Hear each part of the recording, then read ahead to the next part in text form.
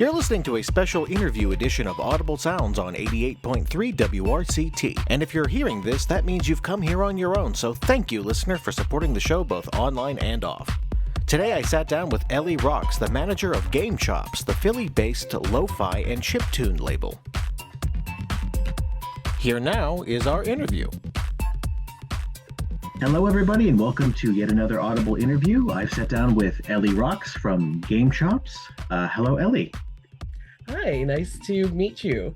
Nice to be here. Thank you for having me on. A little before I hit record, you mentioned the word chiptune. I wanted to ask you, for the uninitiated, what is chiptune? So, chiptune comes in many flavors, but basically it's sort of the 8-bit music that was the soundtrack and backbone of a lot of the early video games that, you know, people who are generally our age have played throughout their lives as children. So it's both nostalgic and then also it's still current because a lot of these game franchises are still producing. I'm a massive fan of chiptune, and it is very contemporaneous, and it's also very nostalgic. So what do you think it is about chiptune that it's such a thriving genre that people are still getting so much out of? These songs that have been around for about 30 years, but they've kind of become standards in a way for entire genre of music. Well, I think, as you said, it's nostalgic, but it's also the music that a lot of people spend a lot of their time, not even necessarily consciously consuming. That it's sort of this white noise throughout their lives, and then, they hear a remix of it, and it just lights something up for them. And I think chiptune at its base is just very happy. The Mario music is so upbeat and fun and just energetic, and I don't think I've ever heard a Mario song and not bopped along to it. Or Zelda. Nintendo's got a lot of bangers. Yeah. Yeah, Nintendo is a large part of our catalog. The thing that really kicked off the growth of the channel at this point, we released a track with Holder called Spider Dance.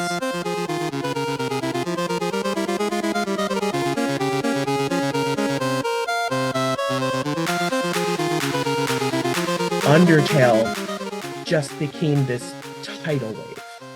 People fell in love with the music, people fell in love with the game, and especially because the game has such a, it's almost like a Commodore aesthetic, the way it's pixelized, and so I think that was really part of its charm. And that track currently on our YouTube is sitting around 44 million, which is it's like our top performing track, I think. But that sort of kicked off the ball for us to then create more music with more producers and then curate producers, because we have a couple of regulars that we produce with, like Helliant or Coffee Date. DJ Cutman does all sorts, and even like the Sonic movie that came out a couple years ago, we have a track on the soundtrack, which is I still cannot conceive of it.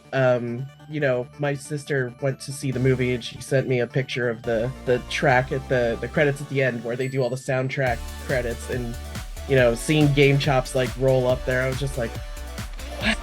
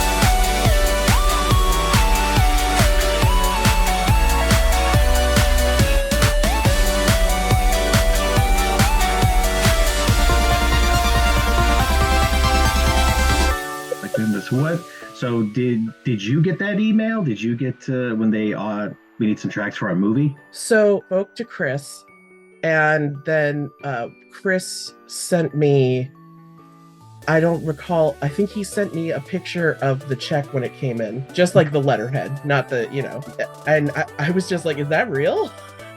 He goes, yeah, I've been working on some stuff.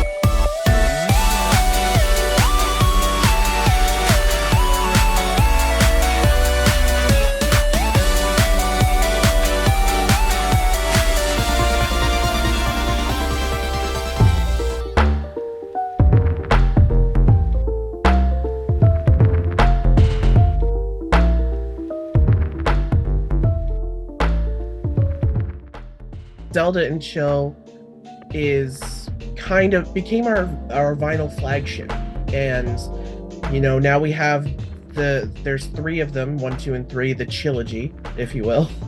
Nice. And they have their like spiritual sibling albums. We have Mario and Chill. I'm probably gonna get guff for how I say that. We have Poke and Chill, and a lot of other Vibecraft stuff like that. So it really kind of cemented the label as far as video game covers, and sort of getting past the idea that it's not like real music, and showing people, like, especially when we incorporated lo-fi. Chiptune is incredible and will always have a chiptune bass,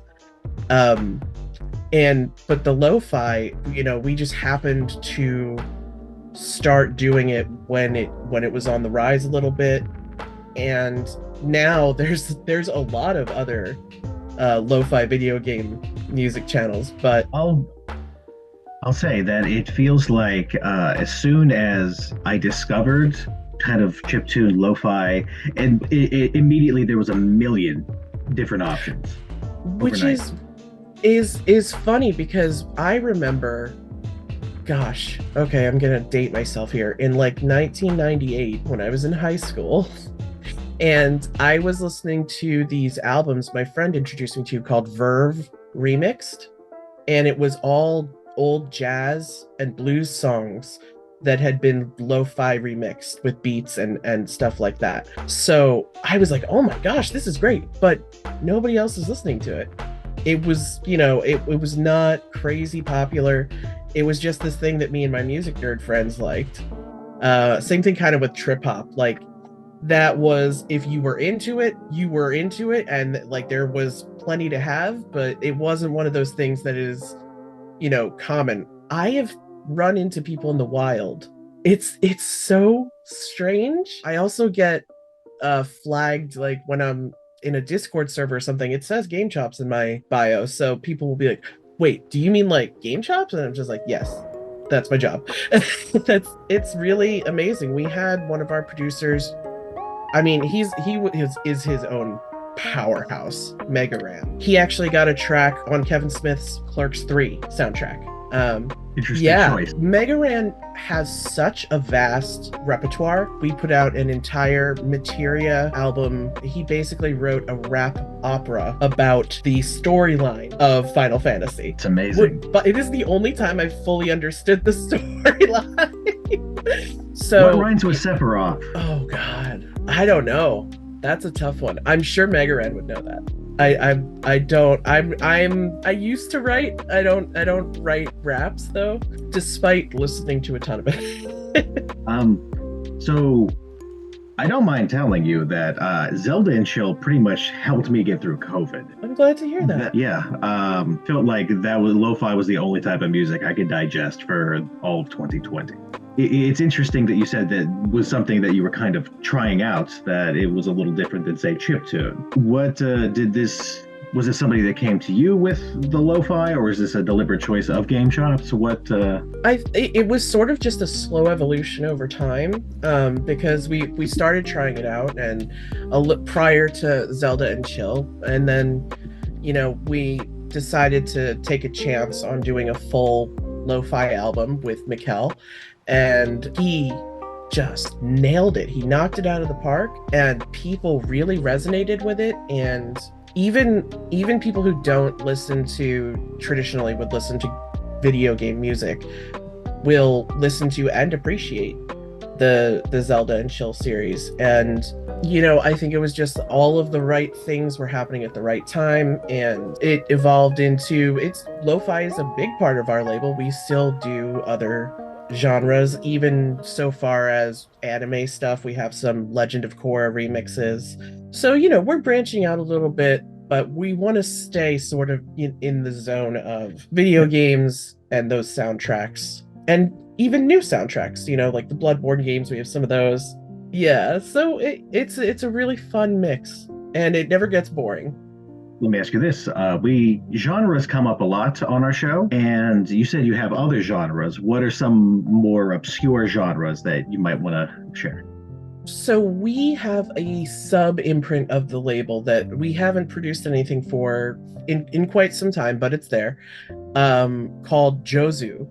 And there's a bunch of nightcore and stuff like that, like hyper pop sort of anime music, and a lot of it is like loud, fast, like banging, like Dance Dance Revolution kind of tracks. That I would have to say is probably one of the most niche genres. But even now, like it when we were originating it was pretty niche, but it feels like it's gotten a lot more popular, which is great. I love that. I love to see sort of all of the music kind of weaving into other genres, and I love the fact that Chris is willing to explore and encourages our producers to find their signature sounds. Now, as a layman, I have to ask, you're playing music that's been written by other people a couple decades ago. What's the licensing process like? How, if I do my remix of a Zelda song and I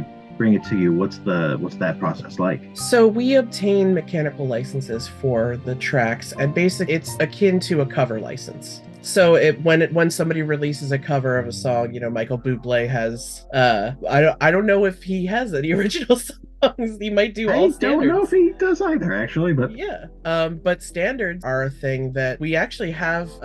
Chris and Button Masher put out super standards earlier this year, or maybe end of last year. So basically, it's not using any of the original instruments or sounds. We don't sample.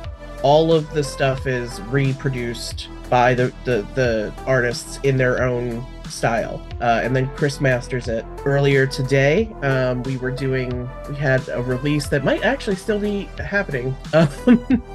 We had a Mario and Chill piano album, 35 or 36 tracks, and for the videos, we used to do videos with gameplay in the background, and we had people that we paid to play the game and send us footage for that, or make something. But lately we've been doing more visualizer style videos, especially because people aren't often looking at the screen when they listen to a lot of our stuff. We have a live stream 24/7 that's called Video Game Study Lounge, And so that is probably one of our most popular playlists, and it just runs all the time so people can tune in. There's always at least like 100 or so people in the chat. There's people that have become friends through that chat that know each other, have known each other for years now. It's generally a pretty good energy in there. There was a while where YouTube was getting inundated with bots, and that was the thing for a while, but thankfully that's since stopped, and now it's just regular people hanging out in there. Is there a particular video game that GameChops has not covered that you would like to see or hear? That's a great question. Honestly, it would be cool to have a remix of the Doom soundtrack. Oh yes, I like that one. Yeah, I would just like, because it's so the opposite of the spectrum. Like it's like hard and grungy guitars and I think Trent Reznor did that, but I'm not sure. I know he did a video game soundtrack. I feel like it was Doom, but I'm not 100% on that. I'd be down to see that collab, personally. Yeah. Get some chiptune thrash. Yeah, I think it would be fun. Most people who play games and have played on PC know that music, I feel. Here's a heady question for you. Where do you see the genre of music, let's say 10, 15 years from now? Because it is something that is very rooted in our generation's childhood. It is something that I always think about anytime I play the latest Mario game, where it's both nostalgic, but it's also current. It's not outdated by any standard. And it's just something I'm very curious about. Where do you see like future generations? I think because of the composers that are not just, the original Nintendo or Zelda like composers, but there's also my contemporaries who are actually on video game soundtracks in addition to producing for us, or they're creating their own video game soundtracks. We had Sean Mesa, who did a Mother 4 soundtrack with us a couple years back, and that was a fan project. So I really think that it's evergreen as far as the genre, and I think it's going to continue to grow because the Switch is still very much a thing. People are still playing all of those games, and they're still making those games, and there's so much, especially Mario, for instance. There's such a range to choose from between like the Galaxy games, the Odyssey, the Paper Mario, the all the different things. There's the choices are endless, and the limits are only on as far as the producer, really. I'm a Nintendo guy, and I do love just how openly happy people are, and I like that it's a very fan-driven community. Would you? 100% community. I think the fan community is the most important aspect of video game music, because if we don't have the fan community, then we don't have anybody supporting us or listening to our stuff, sharing it with people. We have a Discord for the community, and some of the mods have started like a role play game for the whole server. There's a channel for it now, and it's just so cool. It's like they're building their own little communities within our community, and it's very sweet and heartwarming.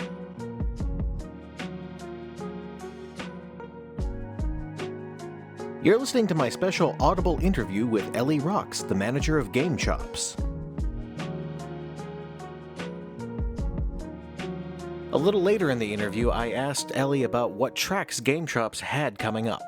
So we have a couple albums. Helliant is next month in February. Helliant is going to release Legend of Chillwave.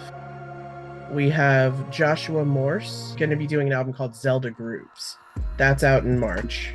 We have Sweet Boy Kyle, February, coming out with Avatar and Chill. Like I was saying before, we do step out of the video game circle every now and then, and that's a great example of that. His music is so complementary to those soundtracks, but I think also, again, it comes down to the original compositions are just so universal in a way that everybody, especially, it doesn't have lyrics, so everybody speaks the language. It's a really beautiful thing, and it fosters a really wonderful community and artists. And we are very lucky to have who we have, and we get to see more and more of what we can do over the years. Like, for a long time, probably 5 years or so, the company was just me and Chris. Yeah, and like freelancing producers would come in, do a track here, do a track there.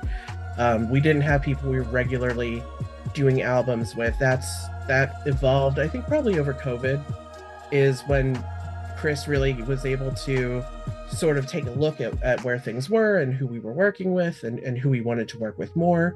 And he really fostered a lot of I would say a lot of Tommy and Evelyn. A lot of their music was encouraged so heavily by Chris. He's the first fan when it comes to our producers. I think that's part of why it resonates with people. It's because we're not just sharing things to churn out something. Everybody is putting love and care into what they're making. Especially, Evelyn plays the strings for some of her songs, live strings, which is so emotive and so touching. And now we have the solo piano stuff that we've been doing in our plugged imprint, and it's just solo piano. It's two brothers. They go by two names with us. They either go by Super Lo-Fi 64 or Super Piano 64, and there's like slightly different musical stylings for each side of that, but they're both piano, and it's played live, and they do their own arrangements, and then they ship it off to Chris, and he masters it, and then they get to hang out today with a couple hundred people and watch them react live to what they're listening to. Love that. And you mentioned, qualifying chiptune and lo-fi is real music. But when you have people putting arrangements like this, it's music that was said to be not real music, but now it's being performed by musicians and played with instruments and then getting remixed. So I think that's what more evidence do you need that it is real music. Yeah, exactly. And I think the fact that people are so passionate about it is it has helped to bring that to the fore. And the piano covers are just so gorgeous, and it is a great compliment to the lo-fi, because they can serve different purposes. They're just really beautiful things to have on, and you don't necessarily have to interact with it in any way, and it's just there. And a lot of people have said that it helps with their productivity. I definitely have zoned out and just gotten into like a workflow while I'm listening to our stuff. I feel like there was a sort of a stigma, I guess, stigma for a couple of years, because people were like, oh, that's not real music. And like you said, people are playing it on live instruments. Yeah. What else? What more real do you need? The Zelda well, I can't say that word. Orchestra sells out every year here in Pittsburgh. Mm-hmm. You got to book that a year in advance if you want to get seats. They do, yeah, they do that here in Philly a couple times a year, and it's always sold out. And everybody I've talked to that's been to them, I haven't gotten a chance to go. I do want to. But everybody I've talked to said it's so great. Everybody knows the music. Everybody's just enthralled and listening to it and enjoying the experience. And I think it's so great that you can go and listen to an orchestra perform Zelda music. Yeah. Okay. I think this is my final question. Let's say I'm a high school kid and I decide I really want to get into doing this. What's your advice to that person? Where do they start?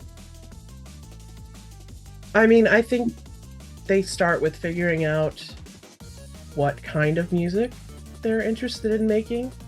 And then from there, once they start compiling tracks, or even if they're just doing instrumentals or beats or whatever, and they share it, you don't need money to do it. Like, you can get a free SoundCloud account or whatever, and just start sharing your music. And there's so many ways to get your sound out into the world now. Again, YouTube, you can just start a free YouTube channel and start putting videos on. They don't even have to have any, it can be a still image, and as long as you're putting your heart into it, it'll find its audience. That's a good message. It's one of those things where you have to decide that that's what you want to do, and it's just a matter of starting.